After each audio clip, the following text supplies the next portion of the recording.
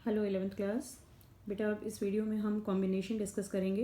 Permutations हमारा complete हो गया था, तो अब हम चलते हैं कॉम्बिनेशंस पर। ठीक है, तो कॉम्बिनेशन के लिए हम एग्जांपल लेते हैं एनसीईआरटी का ही अपना, कि मान लीजिए आपके पास एक ग्रुप है जिसमें 3 लॉन टेनिस प्लेयर्स हैं। ठीक है, XYZ आपके पास 3 प्लेयर्स हैं लॉन टेनिस प्लेयर्स, और आपको 2 की टीम बनानी है। आपको उसमें से टीम बनानी है 2 प्लेयर्स की। तो आप क्या कर सकते हैं बेटा, आपके पास 3 ऑप्शंस हैं XYZ। आप कितनी तरह से वो 2 लोगों की टीम बना सकते हैं, XY, YZ या XZ। ठीक है, X और Y का कॉम्बिनेशन हो सकता है, YZ का हो सकता है या XZ का। क्या इसके अलावा कोई और ऑप्शन है हमारे पास? नहीं है। क्यों नहीं है कोई और ऑप्शन? क्योंकि अगर आप कोई बच्चा कहता है कि मैडम YX पे तो हो सकता है, तो XY और YX बेटा एक ही चीज़ है। आप X को Y के साथ पेयर करें या Y को X के साथ पेयर करें, एक ही बात है। तो क्या देख रहे हैं यहाँ पर आप कि कॉम्बिनेशन में ऑर्डर इज़ नॉट इम्पॉर्टेंट।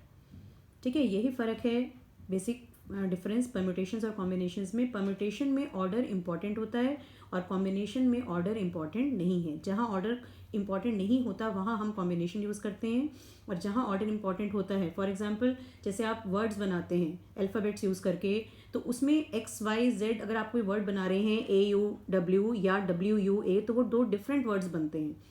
लेकिन इस केस में, पर्सन्स के केस में, आपका ऑर्डर इंपॉर्टेंट नहीं होता। और बहुत सारे और एग्जांपल्स भी आप देखेंगे जिसमें ऑर्डर आपका इंपॉर्टेंट नहीं होता, तो वहाँ पर हम क्या लगाते हैं, कॉम्बिनेशन। तो बेसिकली कॉम्बिनेशन क्या है यहाँ पर, इट इज़ आप 3 डिफरेंट ऑब्जेक्ट्स ले रहे हैं, टेकन 2 एट ए टाइम, तो this is known as, each selection is known as a combination, right.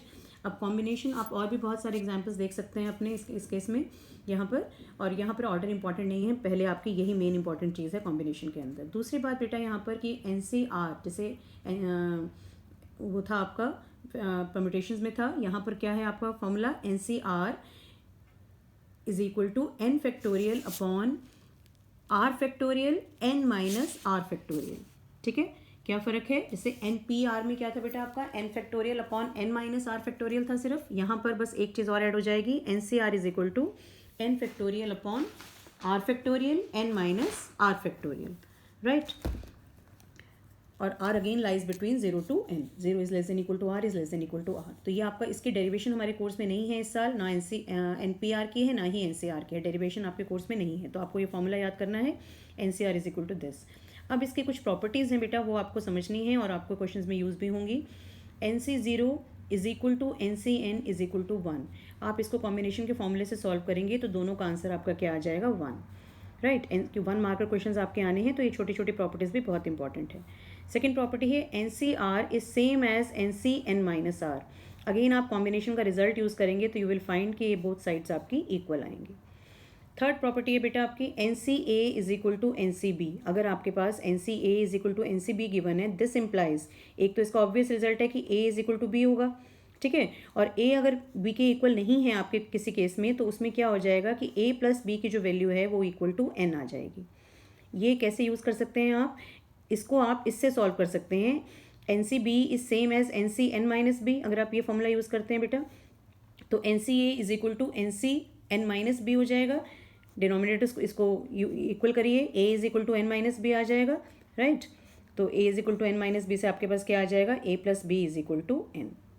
ठीक है, तो इस प्रॉपर्टी को आप, इस कंसेप्ट को यूज़ करके आप इस प्रॉपर्टी को प्रूव कर सकते हैं कि अगर NCA is equal to NCB हो, मतलब अगर आपका N इक्वल है और यहाँ पर आपके 2 डिफरेंट नंबर्स हैं, तो या तो वो इक्वल होने चाहिए, और दूसरा A प्लस B जो है वो N के इक्वल होगा। ये भी 1 मार्क के लिए इंपॉर्टेंट है प्रॉपर्टी।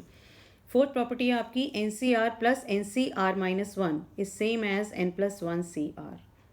ठीक है, प्रूफ आपको मैं नहीं करा रही हूँ इस वीडियो में, क्योंकि आप ट्राई कर सकते हैं, NCERT में आपके सॉल्व हैं, आप उसके you can go through them. Proof exam में नहीं पूछे जाते हैं, एप्लीकेशंस आपके एग्जाम के अंदर आएंगी। तो ये मेन चीज़ें हैं आपकी कॉम्बिनेशंस में, प्रॉपर्टीज़ में। तो अब हम एक्सरसाइज आपकी 7.4 पर आते हैं। देखिए 7.4 ईजी है एक्सरसाइज, ज़्यादा मुश्किल नहीं है। एग्जाम्पल्स बहुत इंपॉर्टेंट हैं, इसके एग्जाम्पल्स आपने सारे करने हैं मिसलेनियस, इससे 7.3 से पहले के भी और 7.4 से पहले के भी। फर्स्ट क्वेश्चन देखिए बेटा आप, if NC8 is equal to NC2 find NC2। अभी जो मैंने आपको प्रॉपर्टी बताई उसी पर बेस्ड है ये। NCA is equal to NCB, तो A और B तो इक्वल नहीं है, तो दूसरी प्रॉपर्टी हम लगाएंगे, A plus B is equal to N हो जाएगा आपका।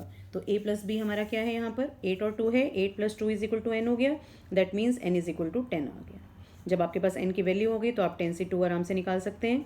क्या फॉर्मूला यूज़ करना है? 10 factorial 2 factorial 10 minus 2 factorial n factorial r factorial n minus r factorial. Simplify करना आपको आ गया है अब इसको। 10 factorial 2 factorial 8 factorial 10 into 9 into 8 करेंगे, कैंसिल हो जाएगा। 2 फैक्टोरियल इज़ 2, 90/2 आंसर इज़ 45। ठीक है, तो अगले क्वेश्चंस में आपको सिंप्लीफिकेशन नहीं बताऊंगी मैं, सिंप्लीफिकेशन आप सबको आती है, बस ये ध्यान रखना है कि हम कॉम्बिनेशन यूज़ कर रहे हैं। सेकेंड क्वेश्चन देखते हैं हम इसका। How many chords can be drawn through 21 points on a circle. How many chords can be drawn through 21 points on a circle. अब 21 टोटल पॉइंट्स हो गए बेटा, उसमें से आपको कॉर्ड बनानी है और एक कॉर्ड बनाने के लिए आपको 2 पॉइंट्स की ज़रूरत पड़ती है, आपको मालूम है।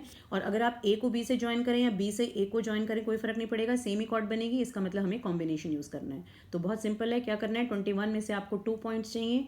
क्या फॉर्मूला हो जाएगा आपका? 21C2। 21C2 को सॉल्व करेंगे, you will get the answer 210। Right, next question देखिए third. Find the number of In how many ways can a team of 3 boys and 3 girls be selected from 5 boys and 4 girls? ठीक है, in how many ways can a team of 3 boys and 3 girls be selected from 5 boys and 4 girls? तो boys में से हम boys select करेंगे बेटा और girls में से गर्ल्स। तो क्या हो जाएगा? सिंपल, 5 बॉयज़ में से आपको 3 बॉयज़ चाहिए और 4 गर्ल्स में से 3 गर्ल्स चाहिए। क्या हो जाएगा? 5 से 3 इंटू 4 से 3, सिंप्लीफाई करोगे you will get the answer 40। ठीक है, सिंप्लीफाई करना आपको बता दिया है तो आप कर सकते हैं इजीली। नेक्स्ट है आपका question number 5। Find the number of ways of selecting 9 balls. ठीक है, find the number of ways of selecting 9 balls from 6 red balls 5 white balls and 5 blue balls if each selection consist of 3 balls of each colour. आपको total 9 ball select करनी है। आपके पास 3 तरह की balls हैं और हर रंग की आपको 3 बॉल्स चाहिए। सिंपल है। तो रेड में से आप रेड सेलेक्ट करेंगे, वाइट में से वाइट और ब्लू में से ब्लू। तो 6 में से 3 आपने सेलेक्ट करनी है, 6 से 3 हो गया। ठीक है, 6 रेड में से 3 रेड, 5 वाइट में से 3 और 5 ब्लू में से 3, क्योंकि हर कलर की आपको टोटल कितनी चाहिए? टोटल चाहिए 9 और हर कलर की 3 बॉल्स होनी चाहिए। तो रेड में से रेड, जितनी रेड थी उसमें से रेड ले लिया, वाइट में से वाइट और ब्लू में से ब्लू, सिंप्लीफाई किया, वी गेट द आंसर 2000। ठीक है, तो ये तो सिंपल थे। नेक्स्ट देखिए 6, determine the number of 5 card combination out of a deck of 52 cards. अब थोड़ा सा समझिए यहाँ पे कि हमें 5 कार्ड्स चाहिए, कितने? 52 में से आपको 5 चाहिए of if each selection consists of exactly 1 ace.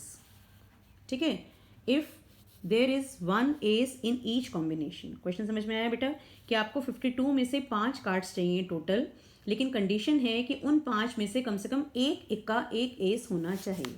ठीक है, तो इसमें आपको कैसे करना है इन क्वेश्चंस में, जब आपको कंडीशन दे देते हैं तो एस आपका एस में से ही आएगा और 52 पैक ऑफ कार्ड्स में से कितने एस होते हैं हमारे पास? उसमें 4 होते हैं। तो 4 में से हमें एक तो एस चाहिए ही चाहिए और वो एस में से एसेस में से ही आएगा।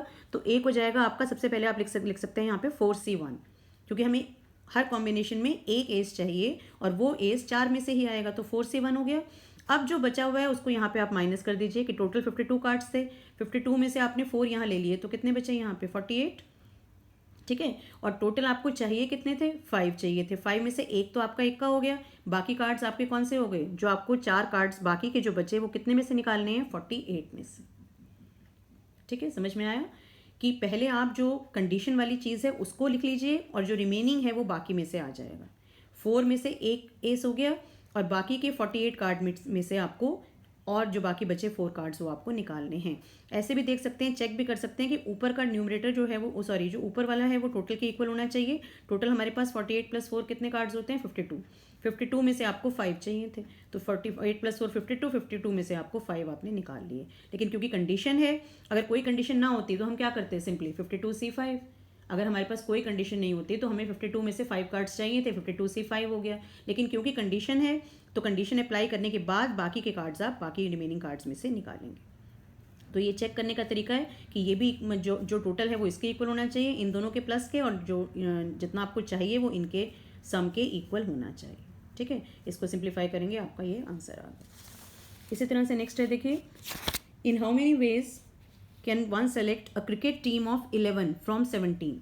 ठीक है, 17 टोटल प्लेयर्स हैं, 17 में से हमें 11 की टीम बनानी है। अगर कोई कंडीशन नहीं होती तो 17 से 11 हो जाता, लेकिन कंडीशन है कि in which only 5 players can bowl and each cricket team of 11 must include exactly 4 bowlers.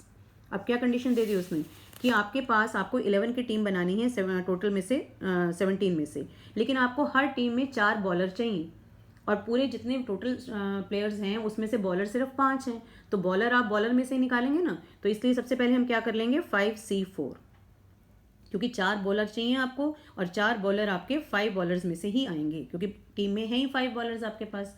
तो 5C4 यहाँ आ गया।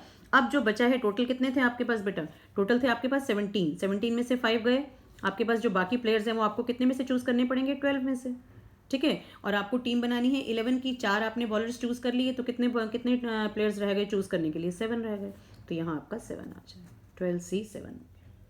I hope it is clear, क्योंकि ऊपर चेक कर लिया आपने 12 + 5 17 हो गया, टोटल 17 लोग थे हमारे पास, प्लेयर्स थे, जिसमें से हमें 7 + 4 11 की टीम बनानी थी। क्योंकि हमें बॉलर पहले चाहिए थे तो बॉलर्स को हमने बॉलर्स में से ले लिया और जो बाकी बचे वो प्लेयर्स हमने बाकी के रिमेनिंग प्लेयर्स में से ले लिए, ठीक है। 8th आपका नेक्स्ट क्वेश्चन 8th, ये सेम है बेटे, bag contains 5 black and 6 red, पहले जो हमने किया था सेम ही है। आपको 2 ब्लैक और 3 रेड चाहिए, तो 5 में से 2 चाहिए होंगे, 5C2 × 6C3 हो गया, सिंपल 5C2 × 6C3, ब्लैक में से ब्लैक और रेड में से रेड हो गया। नेक्स्ट आइए लास्ट पे, in how many ways can a student choose a program of 5 courses if 9 courses are available and 2 specific courses are compulsory for every student.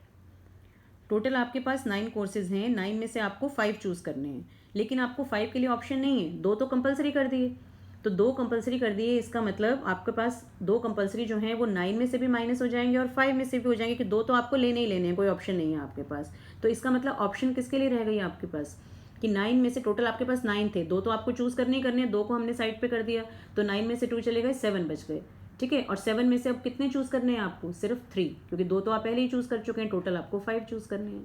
तो ऑप्शन किसके लिए बचे आपके पास, 7 में से सिर्फ 3 कोर्सेज आपको चूज़ करने हैं, 2 आपके कंपलसरी थे। कंपलसरी आपको कहीं से चूज़ नहीं करने, वो कंपलसरी हैं, तो उनको हमने टोटल में से भी माइनस कर दिया और जितने चूज़ करने हैं उसमें से भी माइनस कर दिया। तो हमारे पास क्या बचा ऑप्शन, कि 7 में से हमें 3 कोर्सेज चूज़ करने हैं, कि 2 हमारे जो कंपलसरी थे वो हमने टोटल में से भी माइनस कर दिए और यहाँ से भी माइनस कर दिए। 7C3 क्या आपके पास आंसर आ गया 35, ठीक है। तो आई होप ये क्लियर हो गए होंगे आपको कॉम्बिनेशन 7.4, और इसके सॉल्ड एग्जाम्पल्स आपने परम्यूटेशंस के भी और कॉम्बिनेशंस के भी ज़रूर करने हैं, वो एक्सरसाइज से भी ज़्यादा इंपॉर्टेंट है। नेक्स्ट वीडियो में मैं आपकी मिसलेनियस एक्सरसाइज लूँगी। Thank you.